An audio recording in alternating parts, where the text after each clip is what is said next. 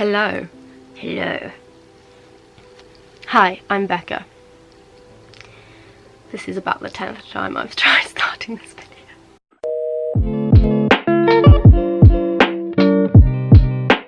Somewhere along my time on this planet, I started writing down my thoughts and sharing them with people. How else would I describe the last 10 years than a crazy adventure? As with all other adventures, I think long and I think deeply about whether it has changed me in any meaningful way, or whether it was just a wild ride, with no philosophical connotations at all. But being part of the human species which likes to pin meaning to every single thing we do, I felt I wanted to sit down, list the top 10 things I've learnt in the last 10 years, with a wish to reflect and to someday sit down in the future with a warm cup of cocoa and watch back and hopefully have more to say on the topic and more teachings to narrate. Alas, my top 10 lessons from the last 10 years.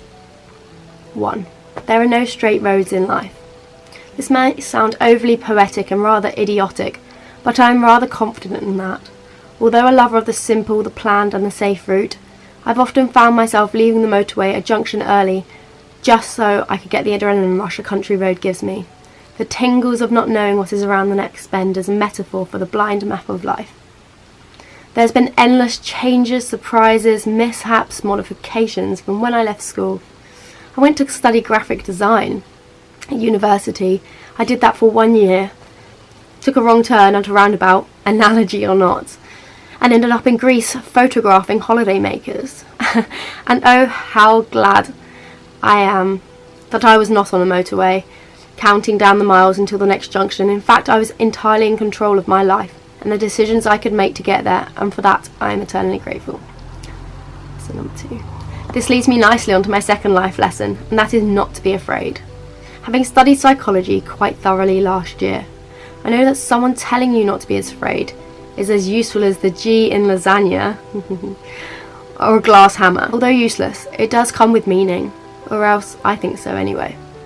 When I think back to the days I would leave for a few months by myself to fly to a country I had not previously visited, to work with people I did not know, and to do a job I had not previously experienced doing, you can 100% bet I was terrified. The road became a little windy and my heart started beating a little faster. But if at this stage I realised this and quickly plugged into Google Maps the quickest way back to the motorway, I would not have seen the beautiful sunset over the moors, or the stag gently hiding away from the sound of the busy roads. It's all very well realising that life can chuck you the most unexpectedly mildly curved balls, but then throwing them back or dodging them out the way will only result in the PE teacher blowing her whistle and sending you off the court. Lesson 3. You don't have to be good at everything, but try everything at least once, on the off chance that you enjoy it. Now, I'm not trying to sound like my father desperately encouraging me to eat my green beans as a child, but I genuinely think that trying everything once is a wonderful place to start the ride. How do you know if you're bad at Spanish if you do not, or are afraid to, see lesson 2, to even start learning? How can you be certain that you can't score a goal if you are intimidated by the idea of even inflating the football that has looked at you pathetically in your garage for the last 2 years? Start it, try it, go for it. If it's not for you, then at least you can say you've tried it, but just go for it. Whatever is holding you back, 2020, the year of not coming up with deplorable excuses, go for it. No regrets. Okay, I'll stop.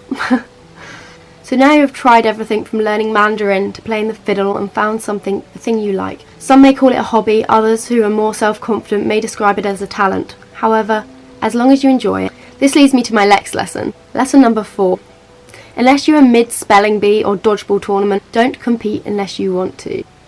Don't compete because someone competitive told you to. Don't compete because you think you are competitive and now need to compete to be the most competitive version of yourself. Don't do it. Now, I'm not saying shy away from those pool games with your cousins that you're nervous to start, or the swimming gala you have trained hard for, but the minute it becomes unenjoyable, stop. Life is full of stresses. Far too many, to be honest. This talent or this hobby, you have the power to make what you want of. Don't let something become enjoyable just because you have become very good at it. Although I say this, interpret how you will. Some people get the world's largest kick out of friendly competition. Heck, even non-friendly competition. Some won't go on a run unless they know they're trying to beat their personal best, and that is great. But the lesson is, if competing isn't for you, Don't change yourself or think you are any less if you don't enjoy the stress of it. It is okay. Honestly, don't think because you don't have 10,000 likes on an Instagram post you are any less of a beautiful human than someone who does. Don't think because you haven't graduated by 23 or at all, you are less intelligent than the smartest of the smart. And don't for a second think the milestones in life have to be competed with. For to compete with something as important as getting married, buying a house, getting a long-term job, just because your friend Rachel in Leeds did, is so completely wrong. Go at your own speed, because in the end, you are in your car and she is in hers. Lesson 5. Although I'm saying you don't have to be head over heels in love with Mr. Competition, don't confuse him with not trying. They are very, very different. What I do want to stress is to try your best, but only your best. The only human who you can possibly have full control over is yourself, and although at times that responsibility seems far-fetched and out of reach, you do have that management. Try hard. Everything you do, try to do your best that you can. Try to be the best version of yourself that you can be. Smile at people even when you've had a tiresome morning. Be gentle and kind even when the world seems harsh and negligent. Be the best that you can be, and all wars will end and the sun will shine, and it'll all just be lovely, also we can dream. 6. Okay, all my numbering's out the window. I think I've written about 15, but who's counting? Lesson number 6. With a desire to stay perpetuously curious, I hear someone ask, why do you have to be your best when not competing, or when not being good at something? And the answer is in 3 words. Not I love you, you hopeless romantics. But life is short. I hate this phrase, but decided to write some lessons, and that is one I've been taught a few too many times, so it deserved to make the cut. This isn't meant to make you get the tissues out or dwell on the fact that the days are short and the years are shorter, but to hopefully inspire you to book that flight or rekindle with your loved ones, or to forgive that neighbour that once yelled at you for parking outside his house. Be forgiving, take chances. Hey, get off that motorway. People die, it's the circle of life. Not quite so animated as The Lion King, but still as meaningful, and because we know that happens, we should do things. We shouldn't spend days upon days writing lists of things we want to do in the next 10 years, because boy, by the end of this video it'll already be 2025. At this rate it's going anyway. And the kids will grow, and the curse of age will creep along unbeknownst to all of us. So instead of grieving for the time that shall be lost, as the creator of our own destiny, we need to fill the time with things we like to do and people we love and competitions we enjoy. Enjoy being the key word. And neighbours who annoy us but we like really. And what's the point in having a favourite perfume if you wear it once a year? If it's your favourite, bathe in it for heaven's sake. If it makes you happy, do not let it gather dust. Spritz it on and make yourself feel wonderful. You deserve it. 7. With life being short and the road being windy, make sure you travel. I couldn't possibly put these lessons into order of importance because it was a large enough feat even writing them down, but if I did, to travel would be up there. Buy a plane ticket. It doesn't have to be far or extravagant or fancy, or as the French would say, avant-garde. But buy one, and if you can and feel safe enough doing so, go alone. The recent cases of a girl solo backpacking in New Zealand broke my heart. Reports stating solo backpacking killed a young girl weren't just incorrect, but would also have discouraged and frightened many young adventurers, and that I find really sad. Travelling did not kill this girl. A murderer killed her. There is a huge difference. I'm not saying travelling does not come with risk, but prepare yourself the best you can for the big wide world, and I wish you luck on your travels. Slipping away from the daily grind many find themselves trapped within will make you think differently. Please do not confuse this with finding yourself. I'm sure that's a thing, but you can find that one out yourself. What I'm describing is far more white t-shirt than spiritual silk, but it is essential. You will meet humans who think differently, eat differently, talk differently, and it is all key to discovering how small whilst how hugely diverse we are. You will meet friends in the form of shopkeepers, sheepkeepers, and you'll learn lessons from the most unexpected places. I cannot tell you where they will come from, but I can say that from experience, travelling has changed me. And boy, do I dream of going as far and as wide as I can almost every night. I think this is 8. I'm not too sure. From seeing how others lived and stepping away from the system, George Orwell over here might say, you will start to realise how many people are secure and safe and settled. That word sends shivers down my spine more than the idea of hitting a nail with a glass hammer discovered way back in lesson 2. Never settle. This isn't me trying to discourage you from working hard and buying a house and loving a simple life somewhere in Wales, but it is me trying to exaggerate and explain how dismal it is when you just accept life as it is. Question people. Examine your knowledge and query it and improve it and research more and throw yourself into more books. Do not become a resident stating, well, I've lived here for 25 years, so why do speed bumps have to be put in now? I hate speed bumps, but change is good. Good change is good. The world is developing and hopefully things are getting better. Do not feel stuck in that. I would hope that you are not stuck in a rut, but if you are, book those goddamn fiddle lessons. Don't settle. 9. Even if you do settle, don't. And whilst you aren't settling, try and see the beauty in the ordinary. Everything in life can be ordinary, but if you want it to be ordinary, it will be ordinary. I once read a book when I was 12 about mindfulness.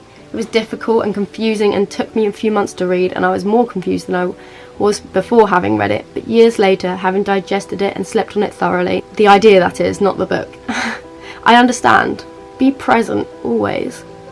Notice the first bird chirp in the morning and curiously wonder why that bird awoke first. Breathe in the air after it has rained, and after popping a quick antihistamine, touch the freshly mowed grass and let it fall through your fingertips. Be there and aware and awake and knowing and mindful, and in that moment let your senses prove how alive you really are. Put your phone down and lift your head up to the sky. You're alive. Falling on beautifully is lesson 9. I get so involved in a lesson and then the numbers go out the window. The next lesson. With your eyes fixed to the infinite azure, smile and realise how lucky we are to be here. This lesson is quite self-explanatory, but the idea of looking back on the last 10 years, although sometimes difficult, made me ultimately realise I can look back on the decade. I have eyes, and although short-sighted, they allow me to see my parents, my friends, my family, my memory, which although sometimes seems shocking, as in this video, allows me to remember my favourite days of the year and my health to be able to live a life I can remember. I am so very, very fortunate. I'm going to skip the numbers and just go to the next lesson. Use your health and your ability in a way which can benefit others. Become a teacher and teach others how to think. Become a nurse and help the ill regain health. Find yourself with a surplus of presents or money or love. Donate it to charity shop. Sponsor a pony, send a parcel to adopt a child.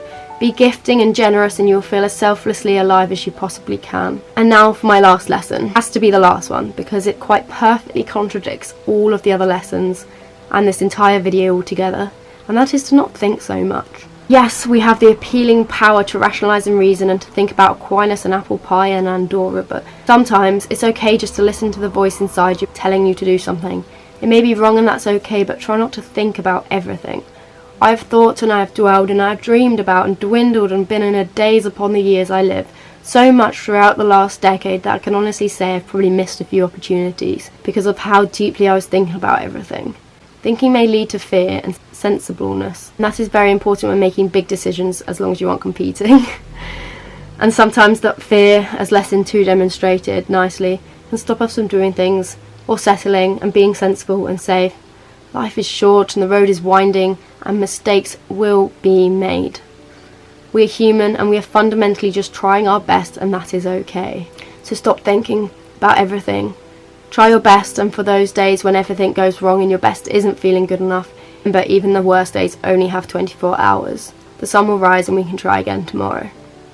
If you've made it all this way and survived the thoroughly muddled up, metaphor-infested rivers, congratulations. Thank you for listening to a snapshot of my human experience. I hope you have a beautifully adventurous 2020 and continuing years, and maybe see you again in 2030.